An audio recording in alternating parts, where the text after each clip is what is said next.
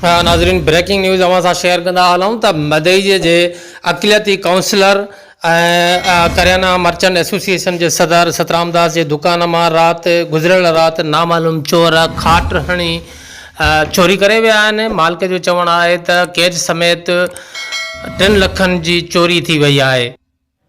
साईं असल में सुबह में जंहिं महिल दुकान खोलियो त मूंखे काई शइ जी ख़बर न हुई।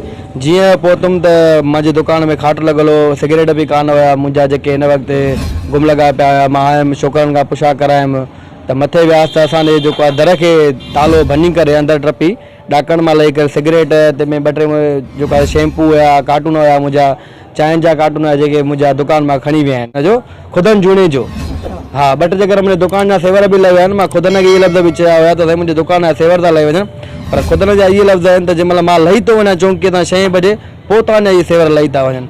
मूंखे इहा ॻाल्हि अॼु ताईं सम्झ में न आई आहे त जंहिं महिल लही थो वञे चोर पोइ छो था अचनि। ऐं मुंहिंजो नुक़सानु 3 खां 2.5 लख ताईं मुंहिंजो नुक़सानु आहे जेकी मां पाण हिन वक़्तु कैलकुलेशन कई आहे। चोरी आहे मिलंदी आहे, उमेदु इहा ई आहे पुलिस मां त मूंखे चोरी वठी ॾींदा, इहा हुनजी महिरबानी हूंदी।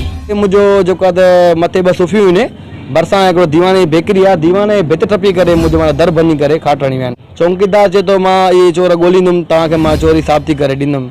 चौकीदार ईअं चए थो, बाक़ी हाणे वधीक पुलिस ऐं चौकीदार खे ख़बर आहे। पाण असांजे वालिद साहब मार्केट सदर बि आहे, काउंसलर बि आहे, पाण कमारनि सां असांजा वास्ता बि आहिनि, असां सुठी सपोर्ट कंदा आहिनि। नजफ़ ख़ान कमारे साहब, मां हुनखे बि अपील थो कयां त महिरबानी करे असांखे चोरी